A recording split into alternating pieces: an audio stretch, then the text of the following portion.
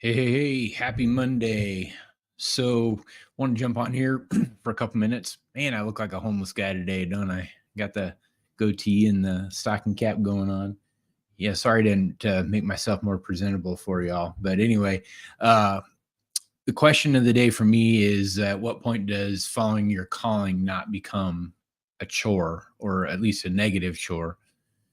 Um, my thought process was around the idea of depends on your definition of a chore. Because my initial thought or my initial take is that a chore it has a negative connotation. That's not necessarily the case. So, um,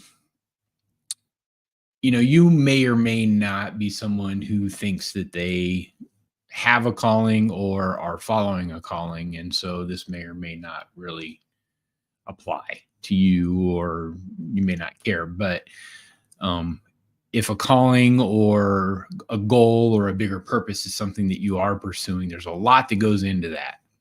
And that was kind of my thought process this morning. There's, all those things: ability, your goals, your drive, your consistency, your product, your offer, your health, your mindset, your certainty. And that just goes on and on. So these are all required if you're going to be satisfied, right? You have to be able to harness or manage all those things. Plus, on the other, and that's the good part of it, or that's the productivity part of it. But on the other side of that is the things that are going to stop you from doing what you're called to do or what you want to do. Things like doubt and fear and low self-esteem, guilt, anxiety. You get the point. So it's all overwhelming. And I am kind of reading through this because it just makes sense. You have to have a big enough why. And I know that's cliche. But for me personally, I'm just a great example of having to dial that in constantly, daily. If I get up out of bed in the morning and I've made a commitment that I'm going to do something, going to the gym is a great example. Get up at 5 o'clock in the morning, see or I'm tired or I'm sore or whatever. It's very easy for me to not do that. But if the reason that I'm doing that has a big enough why, there's a big enough drive for me to get that thing, I'll push through that. And I'll tell you, I don't do it very well on a daily basis. So that's one thing. You have to have a big enough why. But what I've found for me, what works is surrounding yourself with others that are going to positively affect or contribute to your progress. So that can be anything from like a mentor or just a peer, a supporter, a spouse, somebody that's just like-minded, to help hold you accountable, to push you, to cheer you on when you're doing the right thing, even when it's hard. That's a big one. When you're doing something that other people won't do, you're going to find a lot of people that are going to say, why are you doing that? Stop doing that. Stop wasting your time. They don't see what you see. But if you can find some people that either don't care or that can buy into what your goal is for yourself, and you can have a mutually beneficial relationship and push each other, that's a game changer. Absolute game changer. If you can find people to be around that have similar goals for themselves and want to see you succeed just as much as I want, in my case, I want them to succeed too. It's a lot of fun. It's a way better way to live life. And if you have people in your life that aren't doing that are doing just the opposite or holding you back, freaking move on.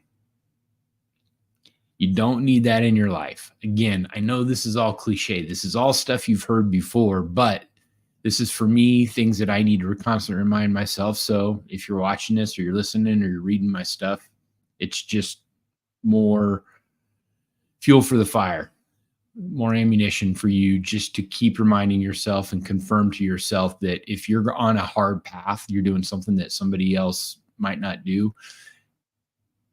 That's your path for you, and you have to decide if it's worth pushing through that. So anyway, that's something that I'm making a big push.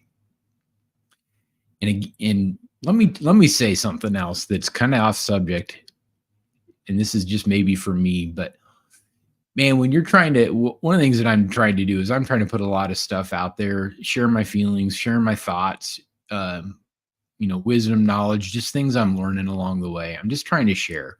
And I'm trying to put it out there on several different platforms in different ways, whether it's video or audio or, posts, long form posts, short form posts.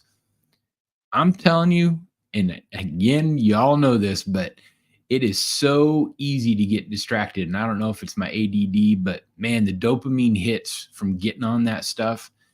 If that's something that you're doing,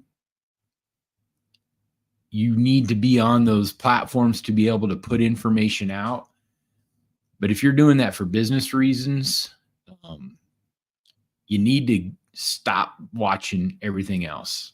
You need to unsubscribe, turn it off, whatever you need to do, because it's built to pull you in. Again, I almost feel like I'm at an AA meeting, but it's just, you have got to find a way to disconnect, because you can lose, even if it's 30 minutes, but I'm guessing for a lot of people, for me, I know it's the case. You can look down at your clock and look down at your phone and do your desk scroll for a while and look down, it's 2 hours later.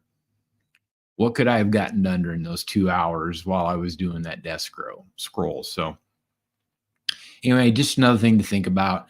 And when your why is big enough, you're going to be willing to put your phone down and get out of that dopamine hit cycle. So a couple thoughts for the day. I'd love to hear your thoughts, depending on where you're watching or listening. Put some comments in, some thumbs up, thumbs down, whatever. Tell me what your thoughts are. So anyway, have a great rest of your Monday, and I'll be back on probably tomorrow at some point.